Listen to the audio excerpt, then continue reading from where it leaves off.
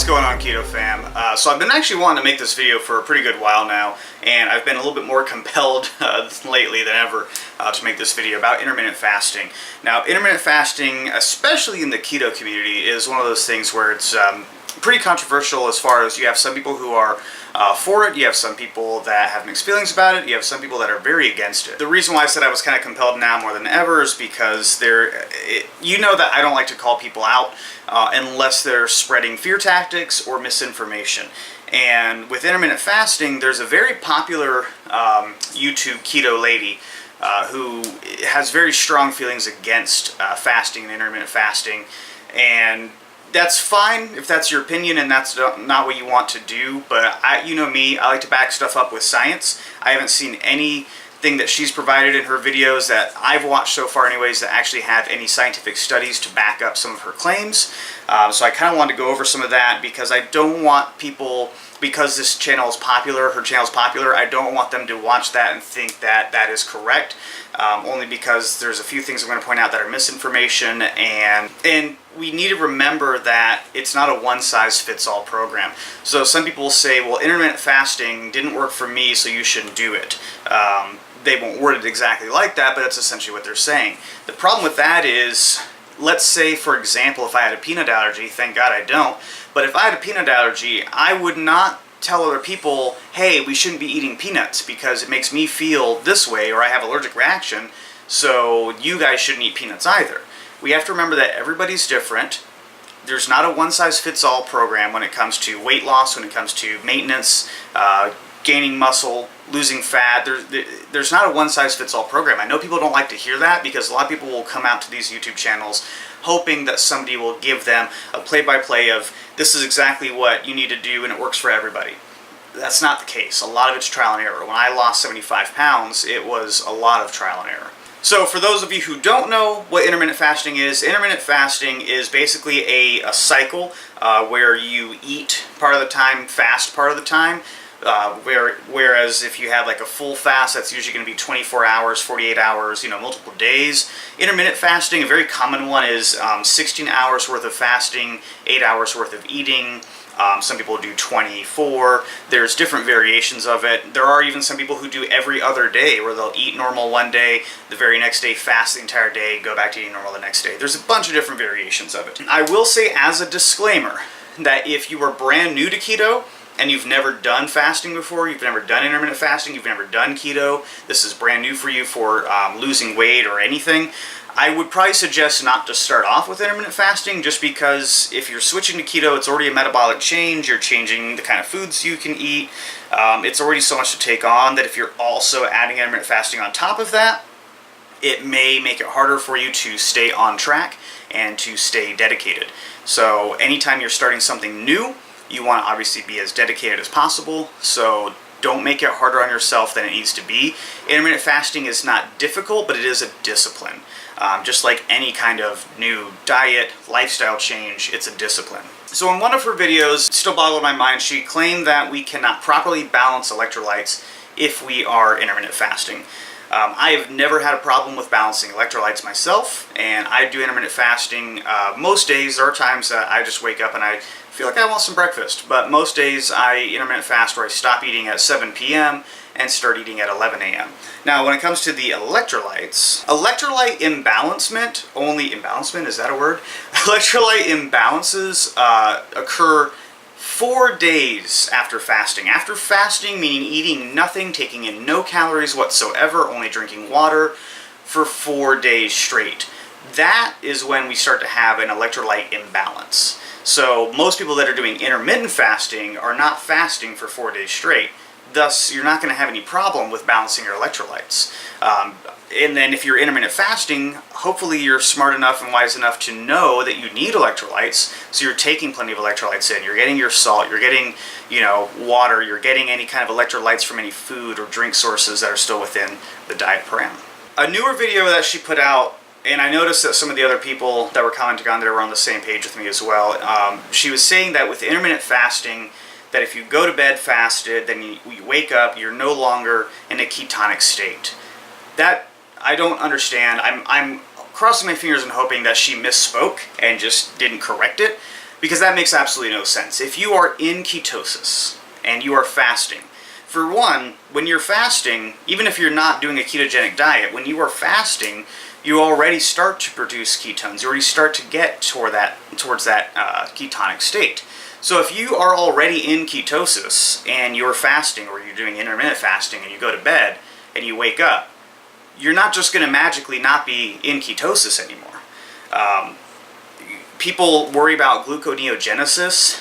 There was a study done, I can't remember by who right now. I'll find the information, I'll put it in the link for you, but there was a study done where they had people that were fasting, like extreme fasting, meaning they were fasting for multiple days, but gluconeogenesis is such a small thing that happens that you have to be fasting for like weeks on end for it to become an actual danger. When our body knows how to protect itself, our body is actually pretty damn smart. So when we are fasting for a long period of time, they've discovered that the fats that we have in our body, it'll use 96% of those fats to convert into ketones, and only about 4% gluconeogenesis, where it's taking the proteins and turning those into a glucose-like substance. So not enough that it's usually going to kick you out of ketosis. I don't know why so many people freak out about the word gluconeogenesis. I guess because it sounds scary, or because they simply haven't done enough research to understand that it's not this big scary boogeyman that if you have too much protein in a certain day, or if you're fasting for some period of time, that boom, all of a sudden sugar is in your body. That's not how that happens. He also blames intermittent fasting for disrupting the circadian rhythms.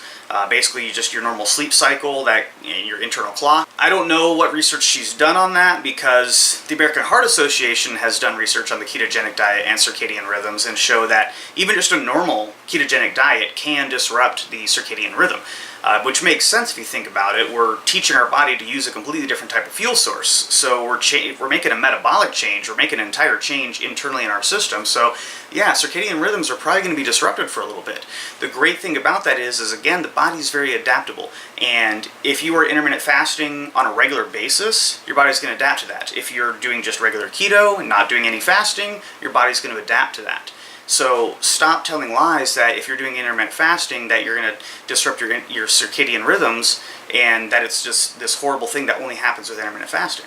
One thing I thought was really interesting, and guys, you know, again, I'm a giant nerd because I like science. That's the whole reason I started keto, because I like science and it makes sense for science. So for the people that try bashing fasting, saying that fasting is a horrible thing for your body and only bad things will come of it, there was a scientist, Yoshinori Oshumi, I'm probably murdering that name, won a Nobel Prize, which is kind of a big deal, for discovering what he called aphagy. So what aphagy is basically when our cells devour themselves. Now that sounds freaking awful, right? Not really. It's more of a recycle kind of thing. So what happens when we reach aphagy is our cells will devour themselves, basically getting rid of toxins, repairing any damaged proteins, basically starting a renew cycle. The ways that aphagy has been shown to occur has been with caloric restriction and with fasting.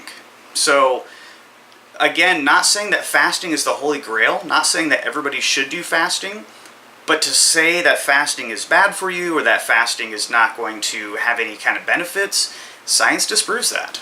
Again, with the aphagy and with other studies regarding fasting, it's been shown to help reduce aging, possibly prevent cancer. That's one of the things that, if you guys have been watching my channel for a while, you know, I wish I would have discovered keto before my father passed from cancer. Now, he had leukemia. Would keto have done anything for him? I don't truly know. I just wish that I would have known about this before he passed so that we could have at least tried it. Because cancer has to have glucose in order to live and spread.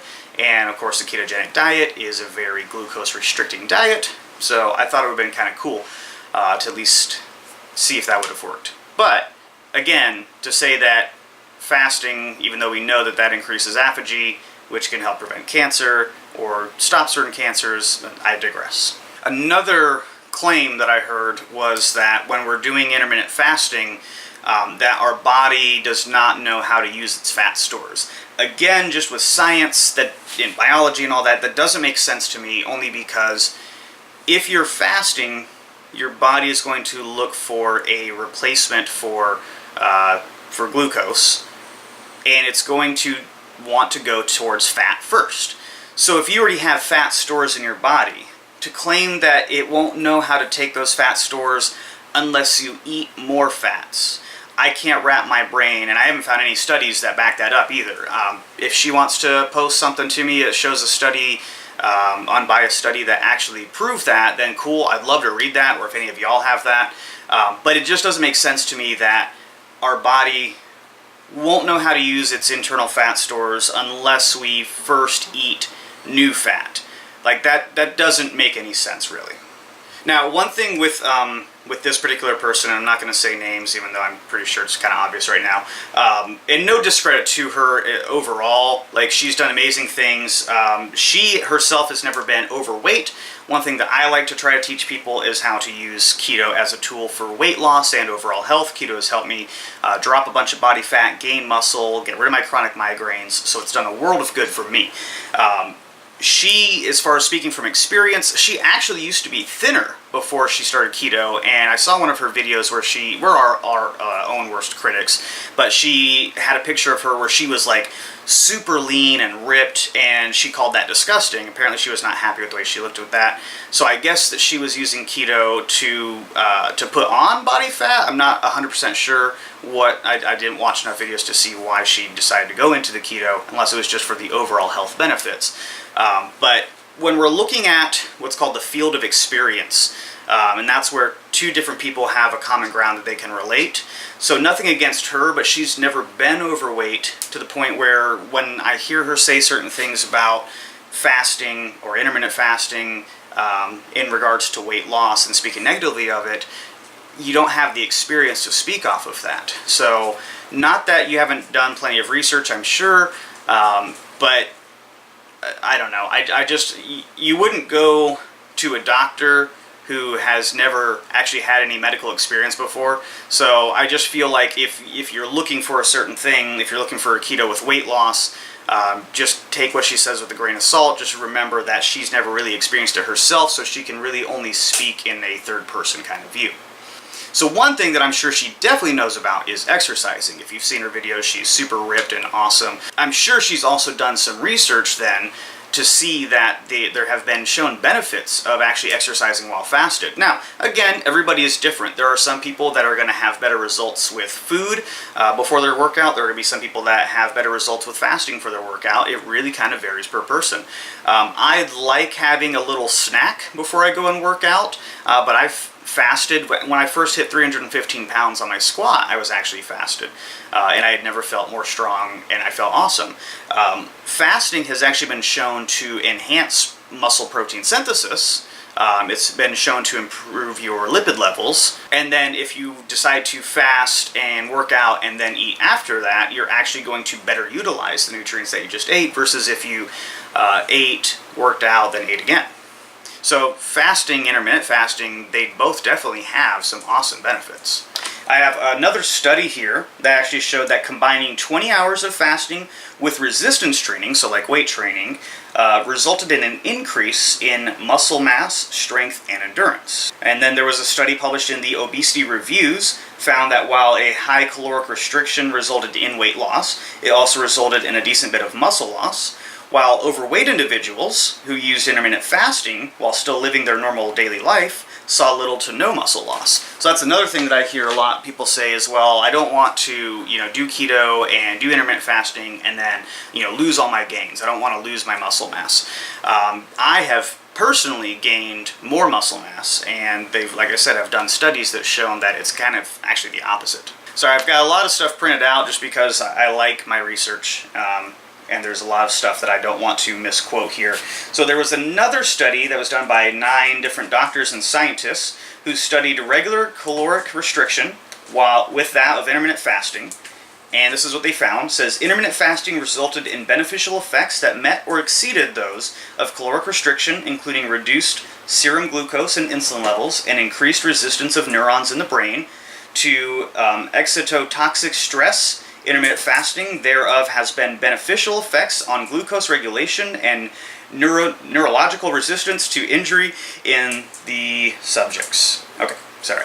Oh, sorry, that are of the independent of caloric intake. Okay, so I put that in English, what that basically is saying. Most people, when they look at diet, they just look at calorie restriction, right?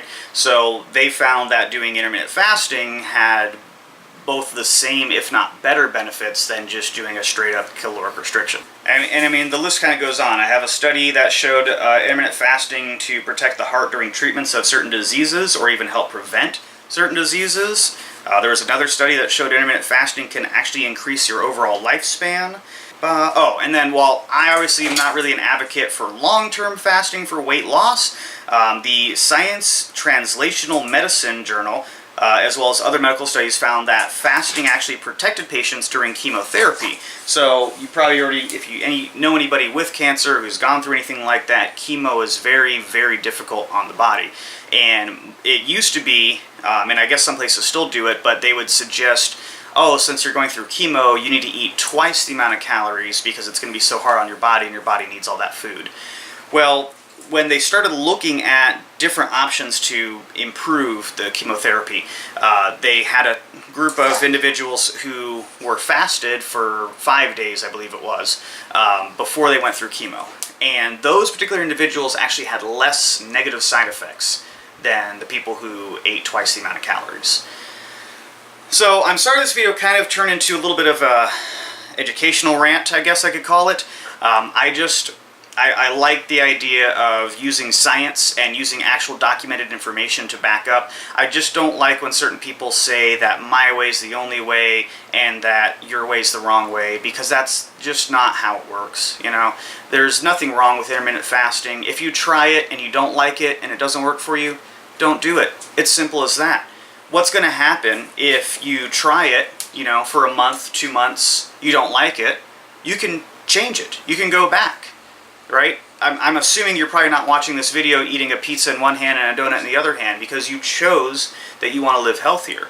Now, if you have a slice of pizza or you have a donut and later decide that you don't like it, you cannot have those again. It's the same thing with intermittent fasting. I hate when people try to use scare tactics to say these things are awful because it didn't work for me, or these things are awful because it's not going to work for everybody. Try it. If you are at a standstill, if you've already been fat adapted doing keto and you can't seem to progress any, try it. Again, if it doesn't work, try something else. It's as simple as that. Alright, y'all. So as always, initiate, dedicate, decimate.